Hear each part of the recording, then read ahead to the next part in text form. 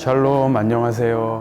오늘은 19장에 대해서 공부해 보겠습니다. 19장의 법들은 약자를 보호하는 법과 거짓된 행위, 불이한 상거래, 불공정한 재판을 경고하는 법들이 나옵니다. 19장을 읽다 보면 논리적 체계나 통일성 없이 무작위로 나열된 것처럼 보입니다. 그래서 가정윤리법인 18장과 20장 사이에 있는 것이 조금 어색해 보이기도 합니다. 그럼 한번 살펴보겠습니다. 3절에서 4절은 10계명 중 가장 중요한 핵심적인 내용이 요약되어 있습니다.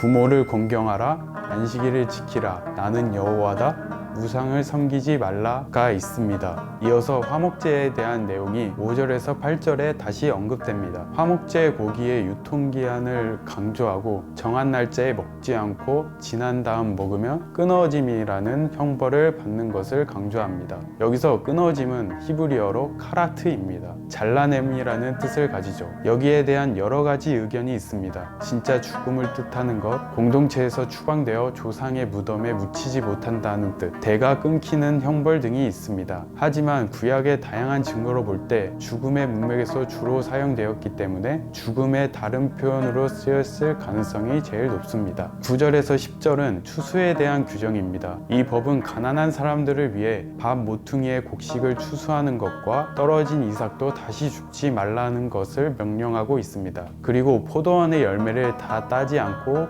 포도원에 떨어진 열매도 죽지 말라고 명령하십니다. 주인은 밭에 낫질하지 않을 모퉁이 구역을 넓게 상정하며 가지에 많은 포도송이를 남겨두는 자비심을 품어야 하는 것입니다. 이어지는 법들도 공동체를 세우기 위해 타인을 배려하고 약자를 보호하는 법들입니다. 도둑질과 속임수, 거짓말로 상대를 해쳐선 안 됩니다. 하나님의 이름으로 거짓 맹세를 하여 상대의 피해를 주어 하나님의 이름을 더럽혀서도 안 됐죠. 이웃을 억압하거나 착취하면 안 되고 일용직 노동자의 일당을 아침까지 주지 않는 일이 없어야 했습니다. 장애인을 잘 보살펴야 하고 법정에서 재판의 왜곡이나 무고한 피 흘림이 없도록 해야 했습니다. 원수를 갚지 말며 이웃을 자신과 같이 사랑하라고 하셨습니다. 이어서 19절에서 31절은 의시법인 것처럼 보입니다. 가축 이종교배 금지, 밭에 두 종자를 섞어 뿌리는 것, 두 재료로 직조한 옷을 입는 것이 금지됐습니다. 이렇듯 이질적인 것들의 혼합이 금지됐습니다. 다른 사람과 정혼한 여종과 동침했을 경우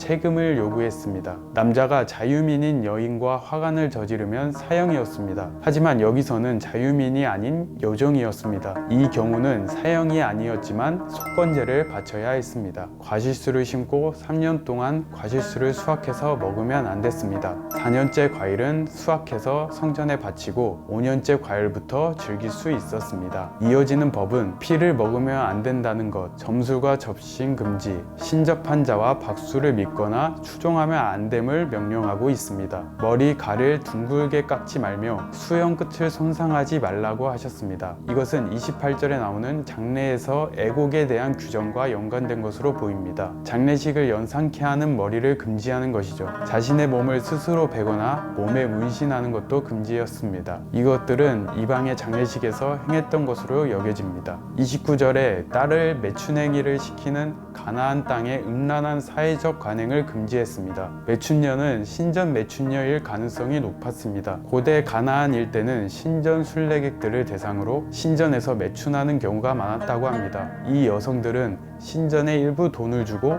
공생관계를 유지한 것으로 추론할 수 있습니다. 이 32절에서 37절은 다시 공동체 내에서 질서와 정의의 실현을 공면합니다. 노인들을 공경, 나그네를 학대하거나 차별하지 말기입니다. 그리고 속이는 절과 조작된 대박을 이용한 거짓된 상거래를 행하면 안 됐습니다. 하나님을 사랑하고 이웃을 사랑하는 것, 이것이 레위기 19장이 말하는 거룩한 삶인 것입니다. 감사합니다. 레이트라웃.